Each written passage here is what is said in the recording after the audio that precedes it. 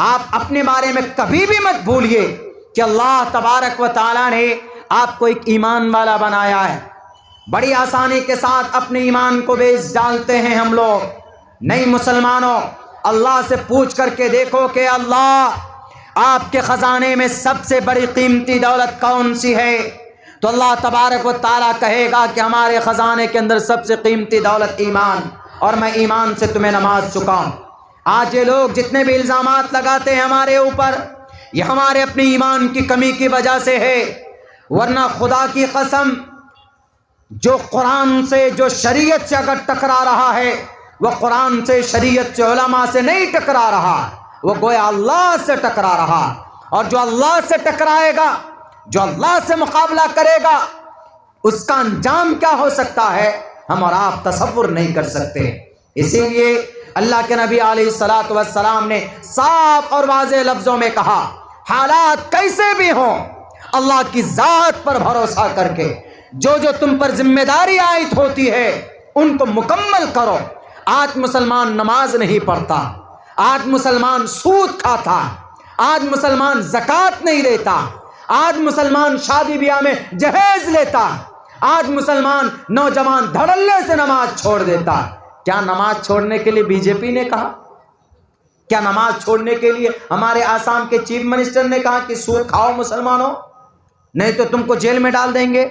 क्या शादी ब्याह के अंदर में जहेज लेने को आरएसएस वाले ने मजबूर किया?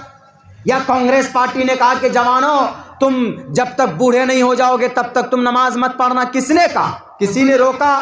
किसी ने टोका? फिर कौन बेअमल है? हम मुसलमान है कि नहीं है? हमारा अमल गंदा होगा तो अल्लाह तबारक व तआला ये खड़े होकर पेशाब करने वालों को आपके ऊपर जुल्म ज़्यादती करने के लिए मुसल्लत कर देगा। हजरत मूसा अलैहिस्सलाम से अल्लाह ने कहा था, ए मूसा अपने कौम से कहो, अपने कौम के लोगों से कहो कि जब तुम्हारा गुनाह बढ़ेगा तो अल्लाह तबारक व तआला जालिम बादशाहों को मुसल्लत करेगा, लेकिन जब कोई अल्लाह के करीब हो जाता है तो अल्लाह तबारक व तआला जालिम बादशाह से भी उसको बचाता। क्या नहीं बचाया आसिया को? क्या नहीं बचाया इब्राहिम को? क्या नहीं बचाया मूसा को? क्या नहीं बचाया सालेह को? क्या नहीं बचाया लूत को? क्या नहीं बचाया नूह अलैहिस्सलाम को? 6 महीने तक बारिश, सैलाब और आंधी और तूफान के जरिए से दुनिया से इंसानों का नामो निशान मिटा दिया, लेकिन नूह अलैहिस्सलाम की अल्लाह ने हिफाजत की कि नहीं की? क्यों? वह अल्लाह के लिए काम कर रहे थे, अल्लाह के फरमान के मुताबिक काम कर रहे थे। क्या लूत अलैहिस्सलाम की पूरी बस्ती को रब ने जमीन से उठाकर फरिश्तों के जरिए, जिब्राइल के जरिए 7वें आसमान पर ले जाकर नहीं पटक दिया? वो कौम तबाह हुई कि नहीं हुई? लेकिन लूत अलैहिस्सलाम बचा लिए गए। इन तमाम के बाद जनाब आसिया जुल्म के पहाड़ तोड़े गए थे। आजकल तो हम पर कुछ नहीं होता, आजकल तो जरा ज्यादा से ज्यादा CAA से डराया जाता है, NRC के जरिए डराया जाता है। आप लोग तो खैर उस मरहले से गुजर भी चुके हैं, लेकिन मैं समझता हूं कि अल्लाह की लाठी में कभी आवाज नहीं होती है। आप नबी के गुलाम बनकर तो देखो, आप रब के मुतिया फरमाबरदार तो बनकर देखो, अल्लाह आपकी मदद करेगा। दुनिया ना माने, उत्तर प्रदेश के लाल मुजक्कर बोल रहे थे कि हम हाथ धोकर क्यों खाना खाएं, ये तो नबी की सुन्नत है। बहुनाम जन्मनामन्ते ज्ञानवान माम प्रपद्यते वासुदेवा सर्वमिति समहात्मा सुदुर्लभः। कई जन्मों के बाद एक महान इंसान आएगा, उनको मेरा ज्ञान होगा, लोगों के सामने में आखिरी तरीक़े इबादत बताएगा। दूसरा मंत्र तरीक़े इबादत के बारे में, यज्ञम परचुचाम यमम सतदतो तो निवोस्ति कवरितम पूर्वियम गतम कस्तद्दि विभारती। यज्ञम आखिरी तरीक़े इबादत, आखिरी इबादत का जो तरीक़ा है उसी को मानो, वही तरीक़े आखिरी तरीक़ा, आखिरी इबादत का जो तरीक़ा है वो करो। यज्ञम, यज्ञ मीन्स इबादत करना, भक्ति करना। इसी यज्ञम से है क्या? अगर कोई ईश्वर का भक्त बनता है तो उसको संस्कृत में क्या बोलते? योगी बोलते हैं। उत्तर प्रदेश वाला योगी नहीं, ईश्वर का जो भक्त हो जाता है उसको संस्कृत में योगी बोलते हैं। उसी से है यज्ञम परचुचाम यवम सतततो निवोस्ति कबरितम पूर्वियम गतम कस्तद विभारती। जैसे हम लोग इबादत गुजार बोलते हैं, वैसे संस्कृत में योगी बोला जाता है। वो बाद में विधायक या सीएम बने, पहले योगी थे, वो भी ईश्वर के भक्त थे, वो भी अभी तो जनता के भक्त हो गए। अल्लाह अच्छे काम ले ले इन लोगों से, हमारा मुल्क आगे बढ़े, अच्छा काम करे।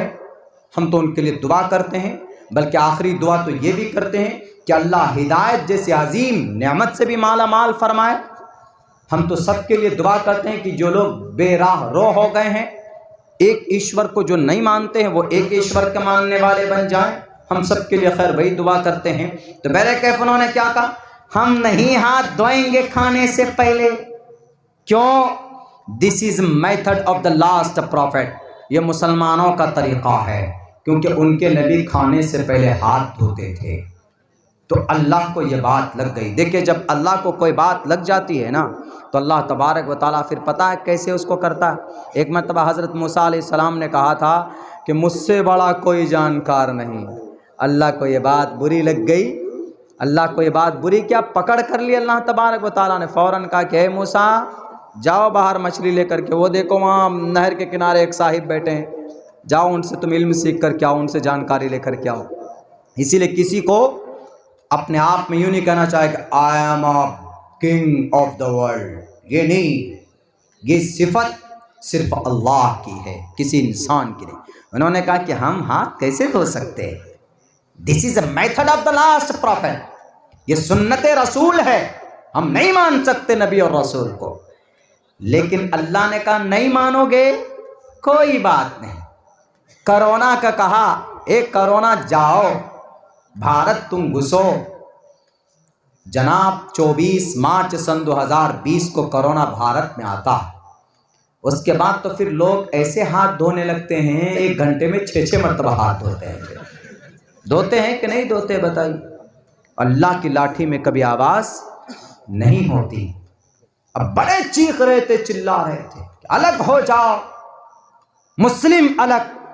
सिटीजन अमेंडमेंट एक्ट असंविधानिक प्रक्रिया है, असंविधानिक सिटीजन अमेंडमेंट एक्ट। कलमा पढ़ने वाला अलग, यादव, तेली, ब्राह्मण, क्षेत्रीय, शूद्र, ये सब अलग, सिर्फ कलमा पढ़ने वाला अलग। क्यों जी? जब संविधान कहता है कि prohibition of discrimination on grounds of religion, धर्म के नाम पर किसी को नहीं बांटा जा सकता। क्यों बांटा आपने? CAA के नाम पर क्यों बांटा?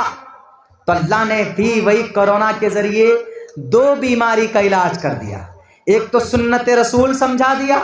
अल्लाह के नबी पहले कह रहे थे हाथ धोकर खाओ वरना कीटाणु घुस जाएगा, बोलते थे नहीं खाएंगे। अल्लाह के नबी की बात नहीं मानते तो अल्लाह ने ऐसा कर दिया कि 1 घंटे में 6 मरतबा हाथ धोना ही नहीं, सैनिटाइज करना पड़ रहा है, कहीं कीटाणु ना घुस जाए। अब सुन्नत रसूल पर अमल हो रहा है ज़बरदस्ती। वही तरीक़ा है कि नहीं? अल्लाह के नबी अलैहिस्सलातु वस्सलाम, बल्कि इस देश में लोगों को अलग अलग करने की कोशिश की गई। अल्लाह ने कहा कि अच्छा तुम CAA के ज़रिए अलग करना चाहते हो, लो मैं तुमको कोरोना के ज़रिए तुम्हारी बीवी से अलग कर दूंगा, तुम्हारे बच्चों से अलग कर दूंगा। 6 फीट की दूरी है, यही ज़रूरी, आगे नहीं था। दूरी बनाए रखें, सोशल डिस्टेंसिंग मेंटेन करें। अल्लाह ने ऐसा कर दिया कि देखना पड़ा दुनिया वालों को कि देखो अल्लाह की लाठी में आवाज़ नहीं होती। मेरे भाइयों, मेरे बाद भी एक बहुत ही मोतबर और बहुत ही मुअज़्ज़ज़ आपकी ज़ुबान के, आपकी मादरी ज़ुबान के, मुझे तो नहीं आती, बस इतना जानता हूँ कि भालो वक्ता हैं, अच्छी तकरीर करते हैं अल्हम्दुलिल्लाह। वो आएंगे इंशाल्लाह। आ गए क्या? वो बुला लिया उनको बुला लिया जाए, क्योंकि उनको भी करना है। बारिश का कुछ अता पता नहीं है, वो जब तक आते हैं, जब तक मैं एक बात बता दूं, मैंने वो